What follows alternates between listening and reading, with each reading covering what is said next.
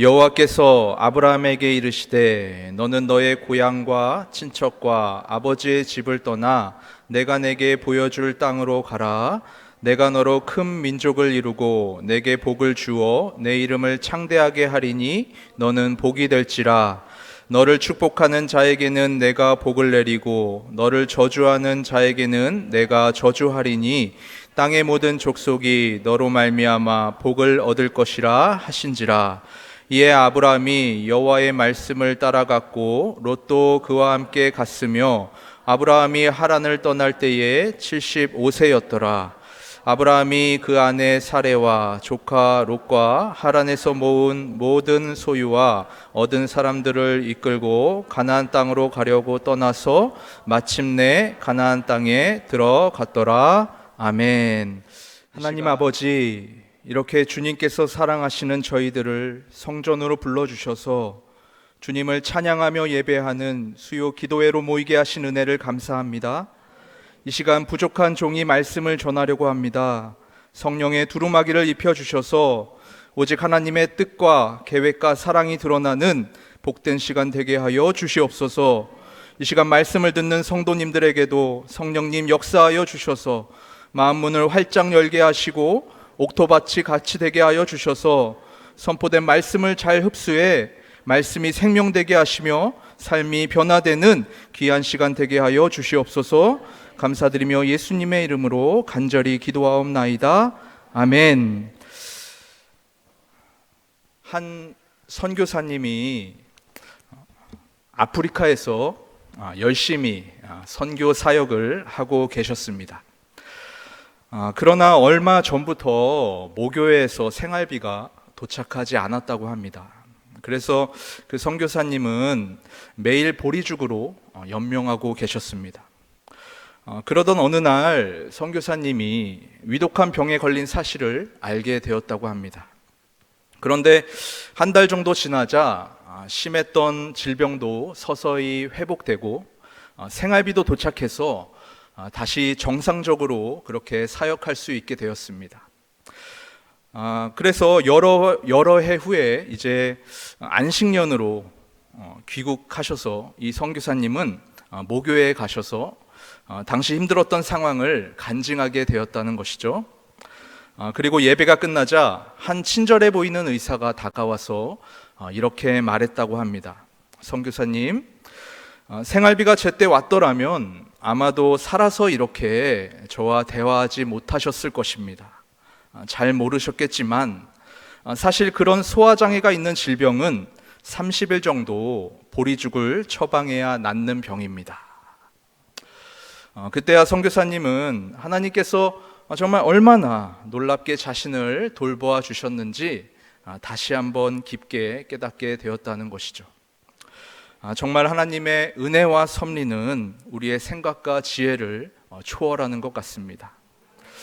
오늘 본문이 속해 있는 창세기는 1장에서 11장까지가 원시 역사로 기록되어 있고요. 또 12장부터 50장까지가 족장 역사로 이렇게 두 부분으로 구성되어 있는 책입니다.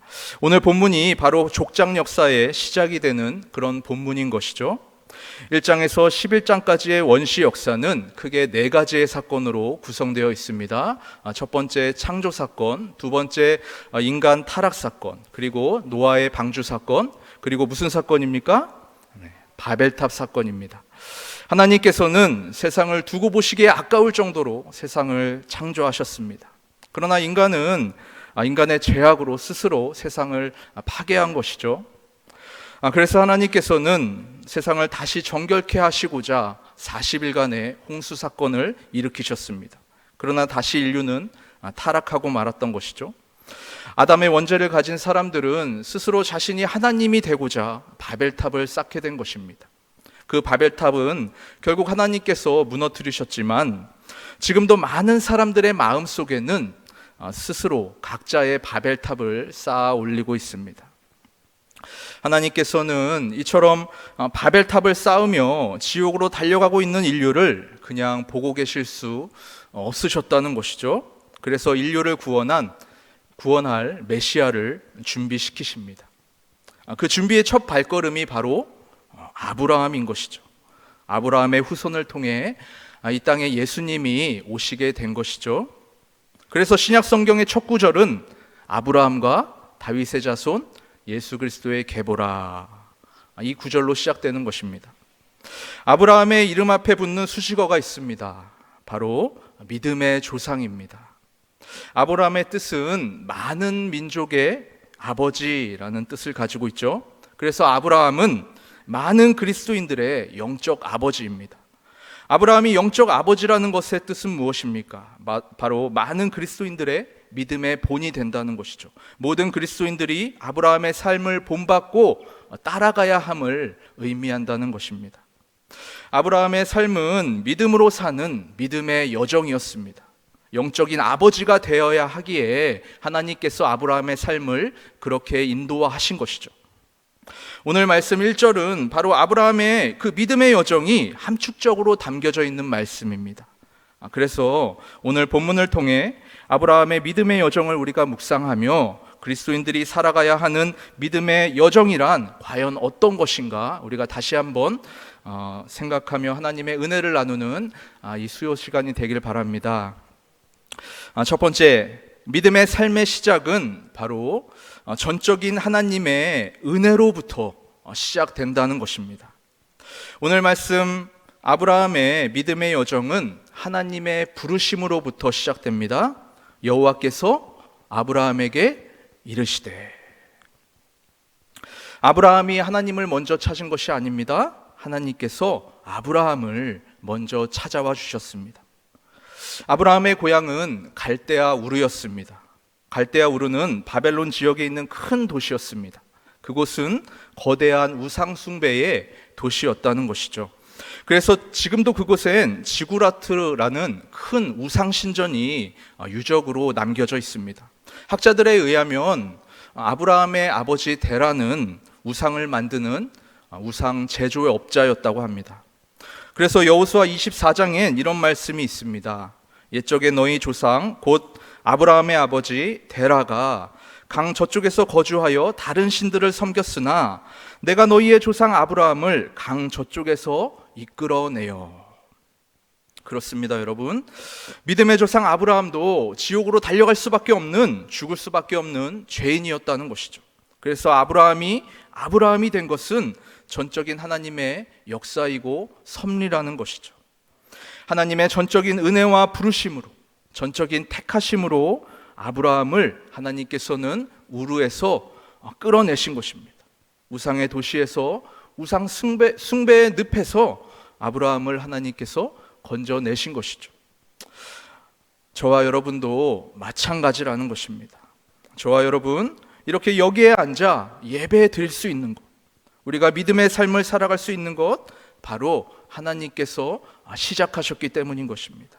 하나님께서 우리를 특별히 택하셨기 때문인 것이죠. 요한복음 15장 16절 말씀, 너희가 나를 택한 것이 아니요 내가 너희를 택하여 세웠나니. 우리가 하나님을 택한 것이 아니라, 우리가 많은 종교 중에서 기독교를 택한 것이 아니라 바로 하나님께서 저와 여러분을 택하신 줄 믿습니다. 그럼 여러분, 믿음의 시작이 우리가 아니라 하나님이라는 이 진리, 이 귀한 진리가 우리에게 의미하는 것이 무엇입니까? 요한계시록 22장 13절 말씀에 이런 말씀이 있죠. 나는 알파와 오메가요, 처음과 마지막이요, 시작과 마침이라. 그렇습니다, 여러분. 시작과 마침이 되신 하나님께서 우리의 구원을 시작하셨으니 우리의 구원을 하나님께서 완성해 주신다는 것입니다. 구원의 시작을 하나님께서 하셨듯이 구원의 완성도 우리의 힘이 아니라, 우리의 노력이 아니라 하나님의 능력으로 이루어 주신다는 것입니다. 사랑하는 여러분, 이 진리가 우리에게 얼마나 큰 소망이 되고 얼마나 큰 기쁨이 되는 것입니까? 미국의 부흥사였던 무디가 이런 말을 했다고 합니다. 그대 자신을 믿어보라. 그대는 실망할 때가 있을 것이다. 친구를 믿어보라. 어느 날 그들은 죽거나 그렇지 않으면 그대와 헤어질 것이다. 그대의 명성을 믿어보라. 어느 때 회방하는 혀가 그것을 뒤집을 것이다. 그러나 그리스도를 믿어보라. 그대는 결코 후회함이 없을 것이다. 여러분, 무엇이 여러분의 삶을 흔들고 계십니까? 어떤 문제가 여러분을 낙심과 절망으로 빠뜨리십니까? 현실을 바라보지 말고, 상황도 바라보지 말고, 내 자신의 내 믿음도 바라보지 말고, 흔들릴 때마다 신실하신 하나님, 미쁘신 하나님을 바라보는 저와 여러분 되길 바랍니다. 우리의 구원을 시작하셨으니 하나님께서 반드시 우리의 구원을 완성하실 것입니다.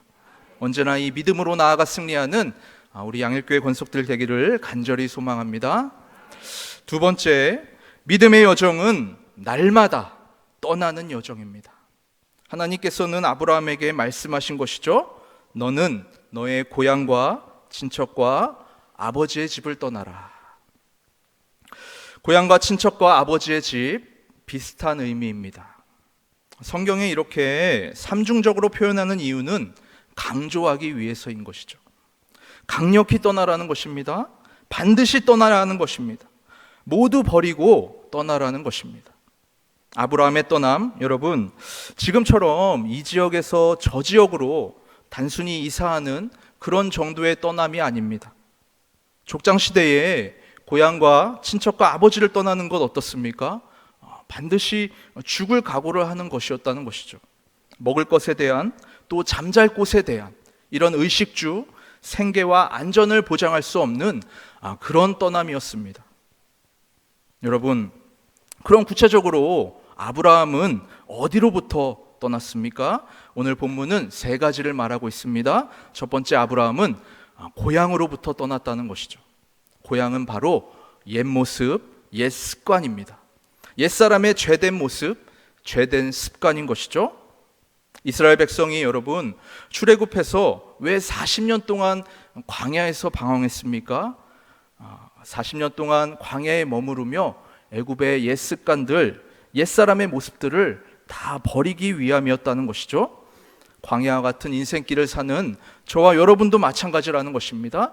우리도 인생을 살아갈 때에 반드시 믿음의 행위를 해야 되는 것이 무엇입니까? 바로 예수님을 만나기 전 행했던 그런 옛사람의 습관들, 옛사람의 모습들을 날마다 조금씩 버려나아가는 저와 여러분 되기를 소망합니다. 두 번째, 아브라함은 친척을 떠났습니다. 여러분, 족장시대의 친척은 인간관계, 사회를 말합니다. 여러분, 가족과 친척 좋은 것입니다. 그러나 오늘 본문의 문맥상 부정적인 의미로 쓰였다는 것이죠. 바로 믿음의 삶에 방해되는 인간관계를 말합니다. 사단은 많은 부분 우리의 주변 사람들을 이용해 우리를 유혹하고 또 우리를 넘어뜨리려고 합니다. 내 믿음이 관계로 이렇게 발생되는 죄의 유혹을 이기지 못할 그런 나약한 믿음이라면 우선 그 관계를 끊어내는 것이 우리에게 유익하다라는 것이죠. 내 믿음이, 여러분, 그래서 주님께서는 이런 맥락으로 말씀하신 것이죠. 마가복음 3장 34절 말씀, 둘러앉은 자들을 보시며 이르시되 내 어머니와 내 동생들을 보라. 누구든지 하나님의 뜻대로 행하는 자가 내 형제요 자매요 어머니니라. 여러분, 할 수 있는 대로 우리가 믿음의 형제 자매, 믿음의 권속들과 더 깊은 관계를 유대 관계를 맺는 저와 여러분 되기를 간절히 소망합니다. 여러분, 그렇지 못한 관계는 떠나야 하는 것이죠. 그것이 지혜로운 사람인 줄 믿습니다. 세 번째, 아브라함은 아버지를 떠났습니다. 고향을 떠날 수도 있고 친척을 떠날 수도 있습니다. 그러나 아버지를 떠나는 것 정말 가장 어려운 일일 것입니다. 오늘 본문의 아버지가 의미하는 것은 과연 무엇일까요? 바로 아버지처럼 우리가 의지하는 세상의 그 무엇이라는 것이죠. 하나님보다 의지하는 것이라는 것이죠. 누구에겐 물질이 될 수도 있고요, 누구에겐 사람이 될 수도 있습니다. 이거 없으면 죽을 것 같은 그런 것, 바로 이것이 아버지라는 것이죠. 하나님 외에 우리가 어떤 것을 의지하든 그것의 본질은 바로 우상입니다.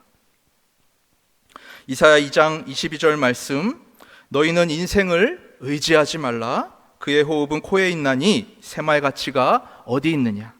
마태복음 6장 19절 말씀, 너희를 위하여 보물을 땅에 쌓아두지 말라. 거기는 좀과 동록이 해하며 도둑이 구멍을 뚫고 도둑질하느니라.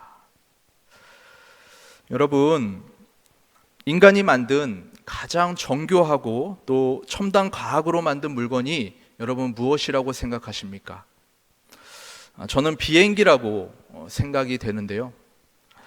아무리 최첨단의 비행기라도 아무것도 못하고 속수무책일 때가 여러분 언제일까요? 바로 안개가 낄 때라고 합니다. 공항에 안개가 끼면 어떻습니까? 안개가 사라질 때까지 결코 비행기는 내려오지도 못하고 또 비행기는 올라가지도 못한다는 것이죠. 인간의 한계를 여실히 보여주는 그런 단적인 예인 것 같습니다. 저와 여러분, 오직 인생의 주인 되시는 우리 주님만을 의지하며 나아가는 우리의 삶이 되길 소망합니다. 우리가 정말 주님을 의지하려면 떠나야 하는 것이죠.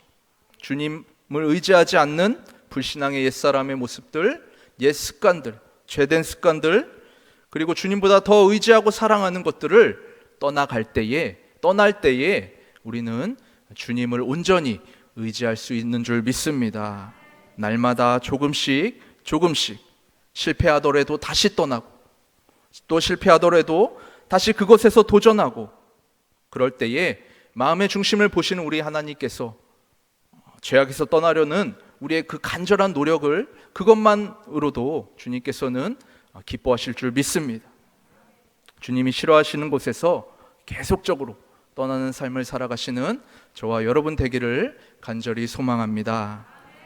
마지막 세 번째, 우리의 믿음의 여정은 바로 하루하루 주님과 순종의 동행을 하는 그런 여정이라는 것입니다. 우상숭배의 도시 갈대아 우르에서 떠난 아브라함에게 하나님께서는 어떻게 말씀하셨습니까? 내가 내게 보여줄 땅으로 가라. 여러분, 이 부분 사실 너무나도 익숙한 부분이기에 그냥 넘어갈 수 있지만 굉장히 중요한 영적 진리가 담겨져 있습니다. 하나님은 아브라함에게 결코 목적지를 알려주시지 않았다는 것이죠. 그저 가라라고 말씀하셨습니다. 지도를 보여준 것도 아니고 환상을 보여준 것도 아니고, 여러분, 내가 앞으로 너에게 보여줄 땅이 있는데 그저 그곳으로 가라라고 말씀하셨다는 것이죠. 이처럼 아브라함은 자기가 어디로 가야 할지 알지도 못한 채 그저 하루하루 정말 답답한 그 여정을 했다는 것입니다. 그래서 히브리서 12장 8절은 말합니다. 믿음으로 아브라함은 부르심을 받았을 때에 순종하여 장래의 유업으로 받을 땅을 나아갈새 갈 바를 알지 못하고 나아갔으며. 그저 아브라함은 하루하루 주님을 따라갔습니다. 한 발짝 한 발짝 주님을 의지하며 그 광야의 길을 걸어갔다는 것이죠. 주님과 손붙잡고 주님과 동행하는 여정을 갔다는 것입니다. 그래서 오늘 말씀 4절은 말하고 있는 것이죠. 이에 아브라함이 여호와의 말씀을 따라갔으며. 그렇습니다, 여러분. 우리의 믿음의 여정도 이와 같다라는 것입니다. 하나님은 아브라함에게 하신 것처럼 우리에게도 때로는 목적지를 알려주시지 않을 때가 있습니다. 왜 그렇습니까? 목적지가 어딘지 그건 하나님의 일이기 때문인 것이죠. 우리가 할 일이 아니라 하나님이 해야 할 일이라는 것이죠. 우리는 여러분, 목적지가 중요합니다. 세상에서 성공하는 것, 멋진 삶을 사는 것, 목표를 이루며 사는 것, 이 목적지가 우리는 중요하지만, 그러나 하나님은 이런 것들 크게 별로 중요하지 않게 생각하십니다. 하나님께서 중요하게 생각하시는 것은 바로 아브라함이 하루하루 믿음의 동행을 했듯이, 말씀을 따라갔듯이 내가 내 삶을 내 마음대로 사느냐, 하나님의 말씀대로 순종하며 살아가느냐, 이것이 바로 하나님의 관점이라는 것이죠. 결과보다 과정을 중요하게 생각하시는 하나님이십니다. 결과는 우리가 이루는 것이 아니라 결과는 하나님의 것이기 때문인 것이죠. 결과는 하나님이 이루어 주시는 하나님의 섭리고 하나님의 소유이기 때문인 것입니다. 그래서 여러분, 우리가 해야 할 일은 무엇입니까? 목적지가 보이지 않더라도 그저 하루하루 주님의 말씀에 순종하는 것입니다. 하루하루 한 걸음 한 걸음 주님과 동행하는 것입니다. 그럼 여러분, 주님께서 가나안까지 우리를 인도해 줄 줄 믿습니다. 그럴 때 주님께서 우리의 인생을 가장 좋은 길로, 가장 복된 길로 인도해 줄 줄 믿습니다. 여러분, 환군벽이라는 유명한 대만의 화가가 있습니다. 이 화가는 폭포를 잘 그리기로 유명한 그런 세계적인 화가인데요. 어느 날 이제 홍익대에서 이 화가를 초대했다고 합니다. 그래서 이제 많은 회중들 앞에서 이 화가가 그림을 그렸다는 것이죠. 사람들은 이제 폭포를 잘 그리는 화가이기 때문에 언제 폭포를 그리나 그것에 집중해서 이제 보고 있었는데, 이제 황군벽은 풀을 그리고 또 산을 그리고 나무를 그리고 또 바위를 그렸습니다. 그러나 결코 폭포는 그리지 않았다는 것이죠. 그러나 여러분, 그림이 다 완성된 후에 놀랍게도 아무것도 그리지 않는 하얀 부분이 정말 장쾌한 폭포로 변해 있었다는 것입니다. 우리의 믿음의 여정도 이와 같다라는 것이죠. 아브라함처럼 그저 주님의 은혜를 늘 묵상하며 죄악에서 늘 떠나길 힘쓰며 주님과 하루하루 한순간 한순간 말씀으로 순종하며 나아갈 때 하나님께서 우리의 삶을 가장 아름답게 만들어줄 줄 믿습니다.